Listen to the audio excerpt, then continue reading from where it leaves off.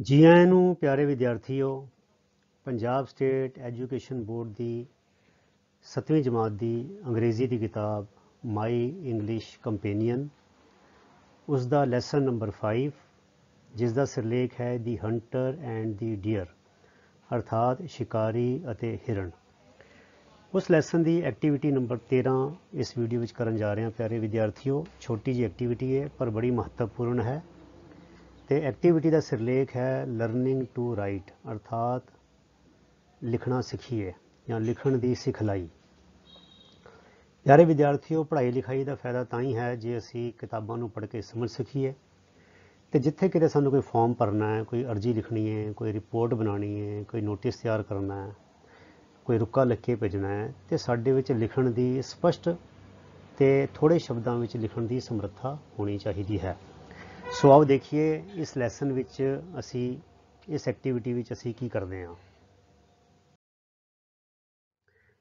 इस activity which बच्चों तुहानू एक एप्लीकेशन जिन्हों अर्जी किया जाता है वो लिखण के बारे जानकारी दी है। पहले एक उदाहरण दिता है तो फिर तुहानू होमवर्क दिता है। सो होमवर्क का मैं तुहानू हल करके दे रहा तो उधरों तुसी अंदाज़ा लगाना है तो उन्होंने फिर अपने ढंग नाल भी करने की कोशिश करनी है। सो एप्लीकेशन किद्दां है, कहते study the following format of writing an application for fee concession. Fee मैंने जी फीस होंगी है ना, जोड़ा असी खर्चा दिंदे स्कूल पढ़ाई का। कंसैशन होंदा बच्चों छूट, डिस्काउंट, ठीक है। कहते स्टडी दी फॉलोइंग, स्टडी मैंने इनू ध्यान ना पढ़ो, फॉलोइंग मैंने हेठ लिखे, फॉर्मैट मैंने ढांचा, ठीक है। ऑफ राइटिंग एन एप्लीकेशन किहड़ा ढांचा, एक अर्जी लिखण का, काहदे लई, फॉर फी कंसैशन। फीस विच जो तुहाडी फीस हैगी है उहदी छूट लई जो अर्जी लिखी जाती है वह ढांचे नूं ध्यान नाल देखो। तो ढांचा की पहले सब तो उपर खब्बे पासे लिखना दी प्रिंसीपल, कि चिट्ठी प्रिंसीपल नूं लिखी जानी है। उस तो थल्ले कहते name of the school, school का नाम लिख दो, फिर स्कूल का पता लिख दो, पिंड सूबा जिला जो भी आएगा, नगर आएगा, फिर थल्ले तरीक लिख देनी है, ठीक है। इत्थे तक ठीक है। फिर अगे विशा, विशा की है सब्जैक्ट, वो च 5-6 शब्दों 4-5 शब्दों में तुहानू एक होना चाहिए एक फ्रेज, मतलब शब्द का समूह जोड़ा कि देखते सार पता लगे कि यह अर्जी किस बारे हैगी है। सो इत्थे लिखा एप्लीकेशन फॉर फी कंसैशन अर्थात फीस विच छूट लई अर्जी, ठीक है। हुण अगे चलिए, अगे आ गया फिर लिखना है सर, डियर सर, मैडम, ठीक है ना, सत्कारयोग मास्टर जी या सत्कारयोग मैडम जी, ठीक है।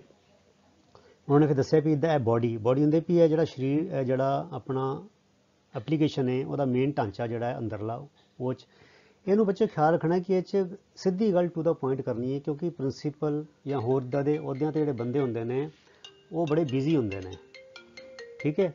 सो उन्हां कोल इस गल का समा नहीं होंदा कि वड्डियां वड्डियां चिट्ठियां पढ़ सकन। इस करके जिहड़ी एप्लीकेशन इदा दी हुंदी है वो बहुत ही संखेप होनी चाहिए है, टू द पॉइंट होनी चाहिए है। असल काम की गल जी 2-3 लाइनों में खत्म कर देनी चाहिए है। जी असी दोस्तों मित्रों को रिश्तेदारों चिट्ठियां लिखते हैं वो असी वेरवे नाल डिटेल लिखते हैं, क्योंकि वो साडा आपसी गलबात होंदी है। असी वो चिट्ठियों सामभ के रखते हैं, उन्होंने बार बार पढ़ते भी है। वो हासा ठट्ठा होर वेरवा तो कई चीज़ां गल्लां होंदियां ने, पर जिहड़ियां इदां दियां काम कार नाल जुड़ियां चिट्ठियां होंदियां उन्होंने बड़ा संखेप में लिखना चाहिए। सो उन्होंने तुहानूं दस्सिया I beg to say that I am a student of class 7 in this school. पहला अपनी जानकारी देती उन्होंने, मैं यह बेनती करना चाहना कि मैं इस स्कूल का 7वीं जमात का विद्यार्थी हाँ। आई एम अ गुड स्टूडेंट, मैं एक चंगा विद्यार्थी हाँ। I always stand first in the class, मैं जमात विच हमेशा अव्वल, अव्वल मैंने पहले नंबर पर आना हाँ। माई पेरेंट्स आर पुअर, पहले थोड़ी संखेप अपनी जानकारी देती, फिर वही भूमिका बननी है कि मैं फीस की छूट मैनू क्यों चाहिए है, तो वह कारण की है। माई पेरेंट्स आर पुअर, मेरे मापे गरीब हैं, and they can not afford to pay full fees, ਅਤੇ ਉਹ पूरी फीस तारण की हालत ਵਿੱਚ नहीं हैं।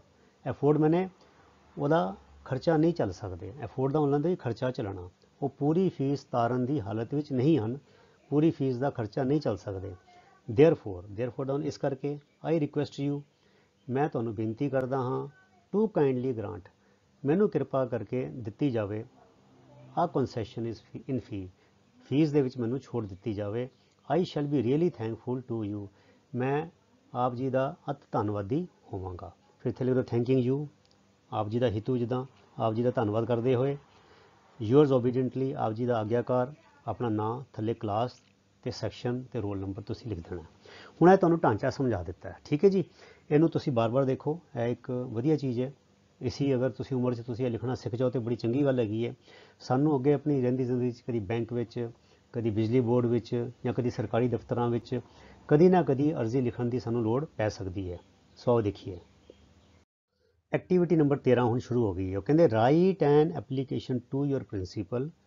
ਤੁਸੀਂ ਆਪਣੇ ਪ੍ਰਿੰਸੀਪਲ ਨੂੰ ਅਰਜ਼ੀ ਲਿਖੋ, ਰਿਕੁਐਸਟਿੰਗ, ਬੇਨਤੀ ਕਰਦੇ ਹੋਏ, ਹਿਮ, ਹਰ, ਮਤਲਬ ਕਿ ਪ੍ਰਿੰਸੀਪਲ ਲੇਡੀਜ਼ ਵੀ ਹੋ ਸਕਦੇ ਨੇ ਜਾਂ ਉਹ ਆਪਣੇ ਕੋਈ ਸੱਜਣ ਹੋ ਸਕਦੇ ਨੇ।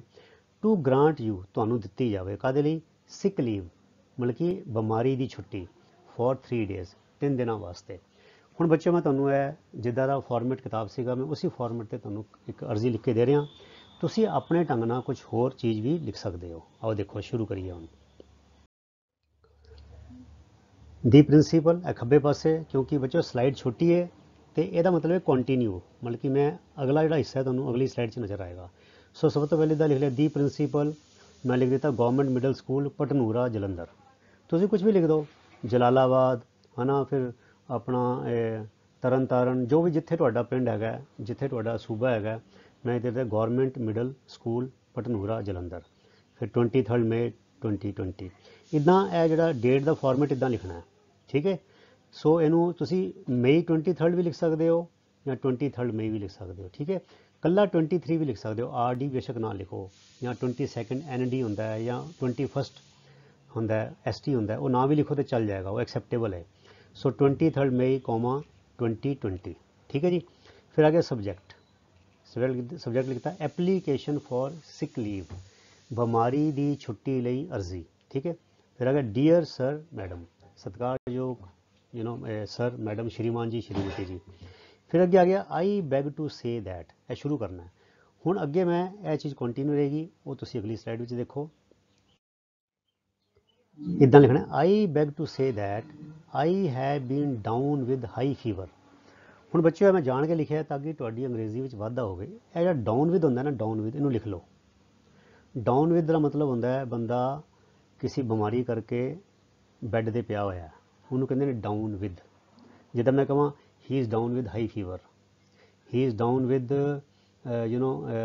Viral infection, he is down with kidney infection, ਠੀਕ ਹੈ। He is down with severe pain. So ਇਹ ਡਾਊਨ ਵਿਦ ਮਤਲਬ ਕੀ ਹੁੰਦਾ ਬੰਦਾ ਵੀ ਬੰਦਾ ਨਿਢਾਲ ਹੋਇਆ ਪਿਆ, ਡਿੱਗਿਆ ਪਿਆ, ਠੀਕ ਹੈ।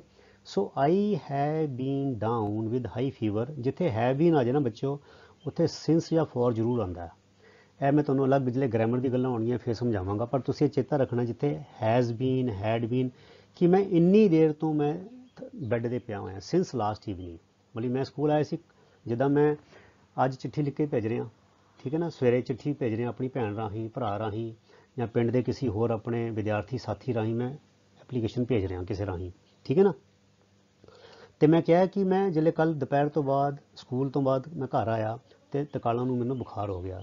ਆਈ beg to say that I have been down with high fever. High fever ਮੈਨੇ ਕਾफ़ੀ ज़्यादा बुखार, फीवर मैंने बुखार ने सिंस लास्ट ਈਵਨਿੰਗ, ਬੀਤੀ ਸ਼ਾਮਾਂ ਦੇ ਵੇਲੇ ਤੋਂ ਮੈਨੂੰ ਸਖਤ ਬੁਖਾਰ ਚੜਿਆ ਹੋਇਆ ਹੈ ਅਤੇ ਮੈਂ ਉਹਦੇ ਕਰਕੇ ਥੱਲੇ ਪਿਆ ਹੋਇਆ ਹਾਂ। ਦੀ ਡਾਕਟਰ ਹੈਜ਼ ਪ੍ਰੈਸਕ੍ਰਾਈਬਡ ਹੁੰਦਾ ਬੱਚੋ ਡਾਕਟਰ ਦੀ ਸਲਾਹ ਦੇਣੀ। ਡਾਕਟਰ ਜਿਹੜੇ ਲਿਖ ਕੇ ਦਵਾਈ ਦਿੰਦਾ ਸੀ ਉਹਨੂੰ ਕਹਿੰਦੇ ਪ੍ਰੈਸਕ੍ਰਿਪਸ਼ਨ। ਡਾਕਟਰ ਜੋ ਪਰਚੀ 'ਤੇ ਦਵਾਈ ਲਿਖ ਕੇ ਦਿੰਦਾ ਹੈ ਉਹਨੂੰ ਕਿਹਾ ਜਾਂਦਾ ਹੈ prescription. C the doctor has ਪ੍ਰੈਸਕ੍ਰਾਈਬਡ medication, doctor ਨੇ ਮੈਨੂੰ ਦਵਾਈ ਲਿਖ ਕੇ ਦਿੱਤੀ ਹੈ। ਐਂਡ ਐਡਵਾਈਜ਼ਡ, ਅਤੇ ਸਲਾਹ ਦਿੱਤੀ ਹੈ ਕਿ 3 days ਬੈੱਡ ਰੈਸਟ, ਡਾਕਟਰ ਨੇ ਮੈਨੂੰ 3 ਦਿਨਾਂ ਲਈ ਬੈੱਡ ਰੈਸਟ, ਬਿਸਤਰੇ 'ਤੇ ਪਏ ਰਹਿਣ ਲਈ ਕਿਹਾ ਹੈ, ਠੀਕ ਹੈ। ਬਸ ਗੱਲ ਮੁੱਕ ਗਈ, ਫਿਨਿਸ਼ਡ। ਹੁਣ ਹੋਰ ਕੁਝ ਕਹਿਣ ਦੀ ਲੋੜ ਨਹੀਂ। I therefore request you to grant me sick leave of 3 days, ਇਸ ਕਰਕੇ ਮੈਂ ਆਪ ਜੀ ਨੂੰ ਬੇਨਤੀ ਕਰਦਾ ਹਾਂ ਕਿ ਮੈਨੂੰ 3 ਦਿਨਾਂ ਲਈ ਬਿਮਾਰੀ ਦੀ ਛੁੱਟੀ ਦੇ ਦਿੱਤੀ ਜਾਵੇ। I shall be thankful to you, ਮੈਂ ਆਪ ਜੀ ਦਾ ਧੰਨਵਾਦੀ ਹੋਵਾਂਗਾ। ਥੈਂਕਿੰਗ ਯੂ ਆ ਗਿਆ, ਇੱਥੇ ਫੁੱਲ ਸਟਾਪ ਪਾਉਣਾ ਥੈਂਕਿੰਗ ਯੂ ਤੋਂ ਬਾਅਦ।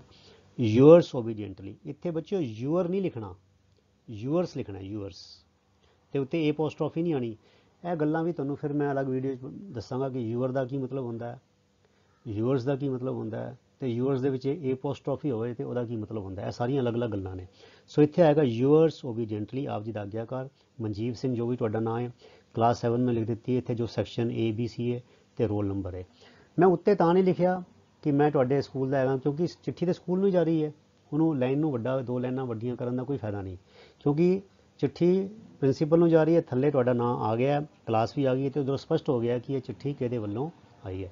ਸੋ ਪਿਆਰੇ ਵਿਦਿਆਰਥੀ, ਤੁਸੀਂ ਇੱਥੇ ਇਹਨੂੰ ਹੋਰ ਕੁਝ ਵੀ ਲਿਖ ਸਕਦੇ ਹੋ, ਜਿੱਦਾਂ ਆਈ ਹੈਵ ਹੈਡ ਆ ਸਮॉल ਐਕਸੀਡੈਂਟ ਲਾਸਟ ਈਵਨਿੰਗ। ਠੀਕ ਹੈ, ਮੇਰਾ ਇੱਕ ਦੁਰਘਟਨਾ ਹੋ ਗਈ, ਮੈਂ ਹਾਦਸੇ ਦਾ ਸ਼ਿਕਾਰ ਹੋ ਗਿਆ। ਠੀਕ ਹੈ ਨਾ। ਜਾਂ ਆਈ ਹੈਵ ਕੰਟਰੈਕਟਿਡ ਹਾਈ ਫੀਵਰ, ਮੈਨੂੰ ਬੁਖਾਰ ਹੋ ਗਿਆ। ਸੋ ਤੁਸੀਂ ਮੈਂ ਤੁਹਾਨੂੰ 2 ਉਦਾਹਰਣ ਹੋਰ ਦਿੱਤੇ ਨੇ। ਠੀਕ ਹੈ। ਸੋ ਜਿੱਦਾਂ I was injured last evening during the game of kabaddi. ਮੈਂ ਪਿਛਲੀ ਸ਼ਾਮੀ ਕਬੱਡੀ ਖੇਡਦੇ ਹੋਏ ਮੈਨੂੰ ਸੱਟ ਲੱਗ ਗਈ। ਸੋ ਡਾਕਟਰ ਹੈਜ਼ ਐਡਵਾਈਜ਼ ਮੀ ਸੀ। ਤਾਂ ਤੁਸੀਂ ਇਹਨੂੰ ਇਨ ਕਾਪੀ ਨਾ ਕਰੋ, ਇਹਨੂੰ ਕੁਝ ਹੋਰ ਵੀ ਲਿਖ ਸਕਦੇ ਹੋ। I have contracted high fever, ਤੁਸੀਂ ਲਿਖ ਸਕਦੇ ਹੋ I was injured last evening, I had a small accident last evening. ਇਸ ਤਰ੍ਹਾਂ ਦਾ ਕੁਝ ਤੁਸੀਂ ਆਪਣੇ ਨਾਲ ਸੋਚੋ ਤੇ ਉਹਨੂੰ ਬਣਾਉਣ ਦੀ ਕੋਸ਼ਿਸ਼ ਕਰੋ। ਮੈਂ ਅੱਗੇ ਵੀ ਕਹਿੰਦਾ ਹੁੰਦਾ, ਤੁਸੀਂ ਲਿਖੋ, ਬੇਸ਼ੱਕ ਗਲਤੀ ਹੋ ਜਾਏ, ਕੋਈ ਗੱਲ ਨਹੀਂ ਬੱਚਿਓ, ਇਹ ਗਲਤੀਆਂ ਕਰ ਕਰਕੇ ਹੀ ਸਿੱਖੋਗੇ। ਪਰ ਤੁਸੀਂ ਇਸ ਰੁਚੀ ਤੋਂ ਬਚਣਾ ਹੈ ਕਿ ਤੁਹਾਨੂੰ ਕੀਤਾ ਕਰਾਇਆ ਮਿਲ ਗਿਆ ਤੇ ਤੁਸੀਂ ਉਹਨੂੰ ਰੱਟਾ ਲਾ ਲਿਆ। ਇਸ ਤਰ੍ਹਾਂ ਤੁਹਾਡੀ ਜਿਹੜੀ ਮਾਨਸਿਕ ਤੌਰ ਤੇ ਤਰੱਕੀ ਜਿਹੜੀ ਹੈ ਉਹ ਨਹੀਂ ਹੋਏਗੀ।